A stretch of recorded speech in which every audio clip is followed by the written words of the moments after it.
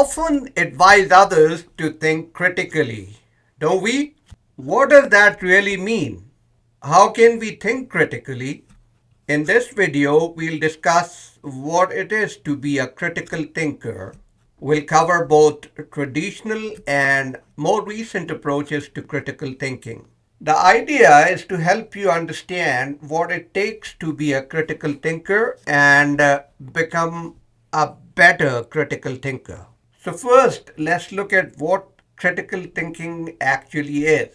Look, critical thinking consists of reasoning and inquiring in careful ways so as to decide what to believe or do based on good reasons.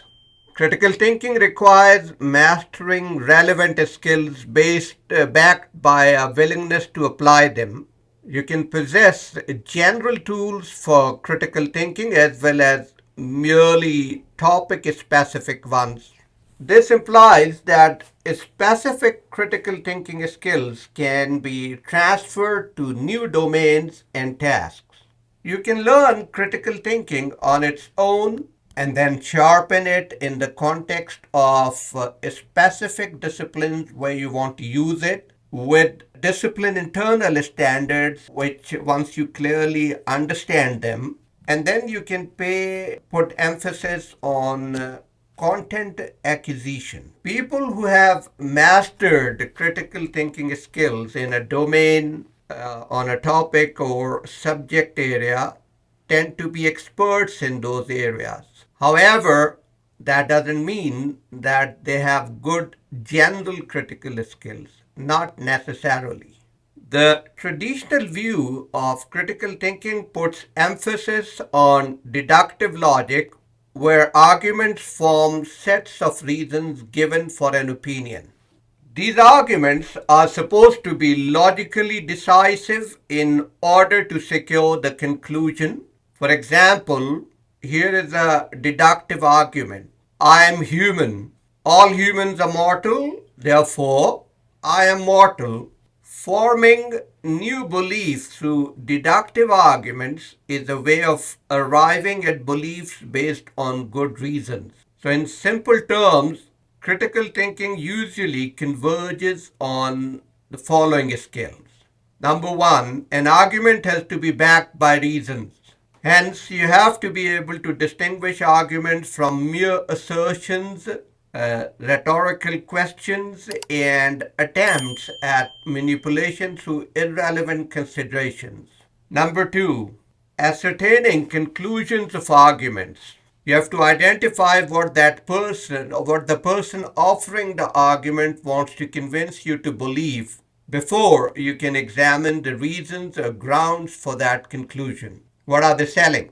Number three, creating simplified, complete account of arguments on offer in a basic form. For example, you can use a numbered list of premises leading to the conclusion. Let's say all of Kevin's children go to school. Jenny is Kevin's daughter. Therefore, Jenny goes to school. Number four, evaluating the logical standards and the structure of deductive arguments. So you ask yourself, is there any way for the premises to be true while the conclusion is false? That can happen. You have to ask yourself. Number five, sifting ambiguity. Make sure you understand all arguments and claims made. Define any unclear terms. Seek for clarification or find it. Number six, determining whether hypotheses are true or likely. And number seven, responding to objections, reasons given to doubt or deny your argument's logic, premises, or conclusion. When you do that, it is best to start by responding to the strongest version of the objection. To develop these critical skills, you need to strengthen your knowledge of simple logic and to study common good argument structures. You have to also learn to identify fallacies. Fallacies are faulty patterns of reasoning that deceptively appear to be good arguments. Let me give you a few forms of fallacies so that you understand better. It's important to understand what a fallacy is. One form is where you affirm the consequent. If Mary had won the prize, she would have had an A. Mary had an A, therefore Mary won the prize. Obviously, you can see how the conclusion is false. Mary could have had an A without winning the prize.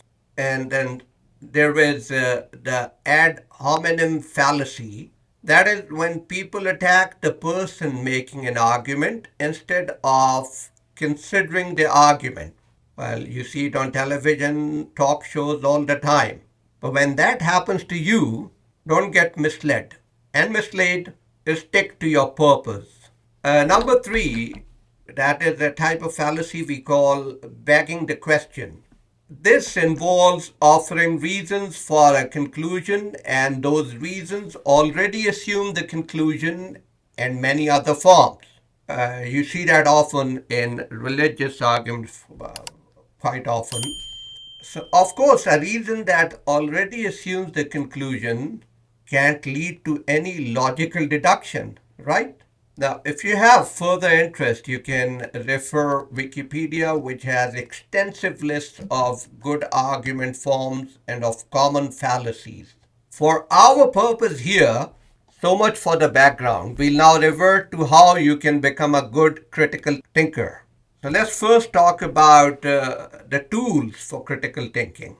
We often develop beliefs based on observations that, unlike deductive arguments, don't provide conclusive reasons for a belief.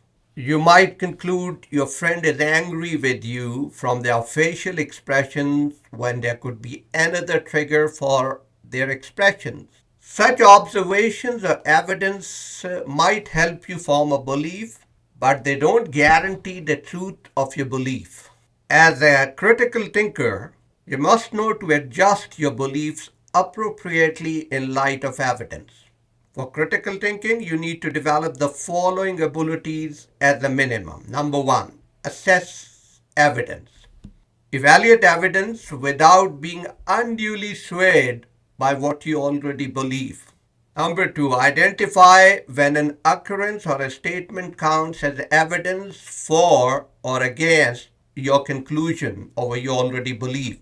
Number three, evaluate the strength or weakness of the evidence. And number four, determine the extent to which your views should be adjusted under the weight of the evidence.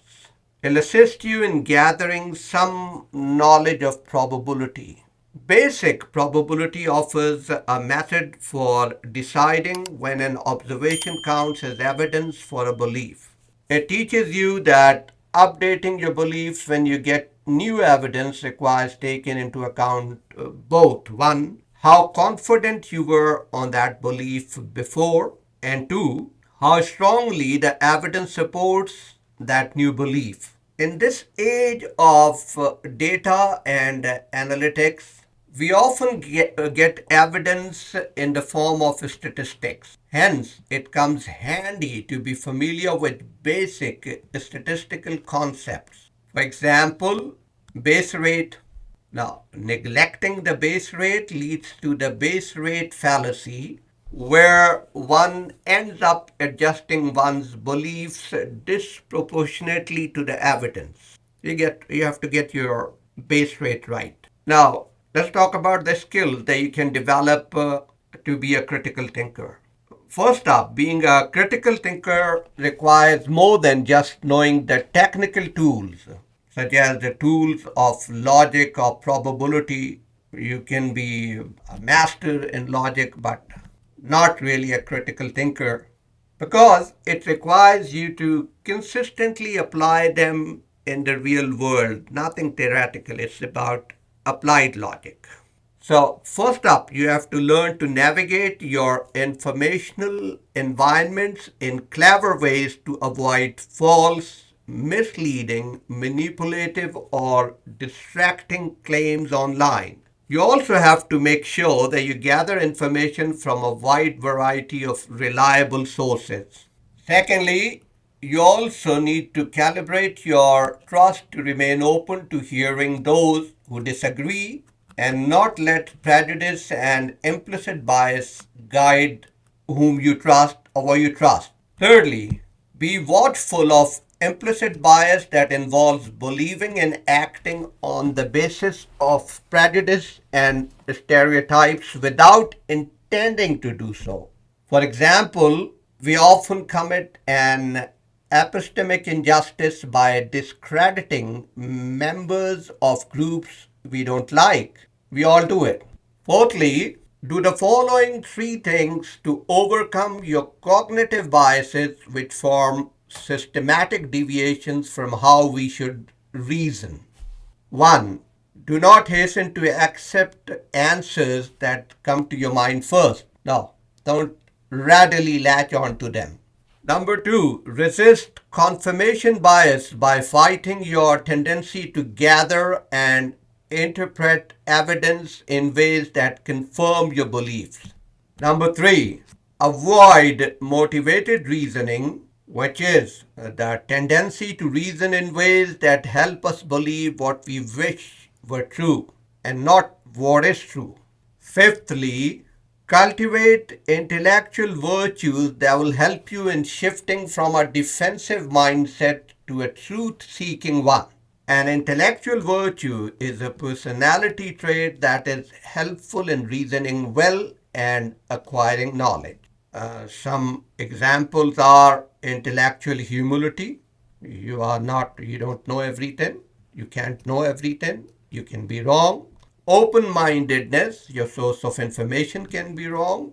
Curiosity, don't turn a blind eye to new evidence. And perseverance. Without these, the tools of critical thinking may end up being used to embed false or unreasonable beliefs. So, to end, let me sum up what I just talked about the critical thinking so that we can form and update one's beliefs based on good reasons. And updating your belief on good reasons is more important than ever in an age that requires us to navigate a flood of information. This kind of information, the amount of information we receive, the data, it was unimaginable only a few decades ago and non existent only a decade ago. So I hope today's discussion will assist you reason and inquire much better in the pursuit of nothing but the truth. Think about it, ponder over it, practice it. Till we meet next time. Thank you very much.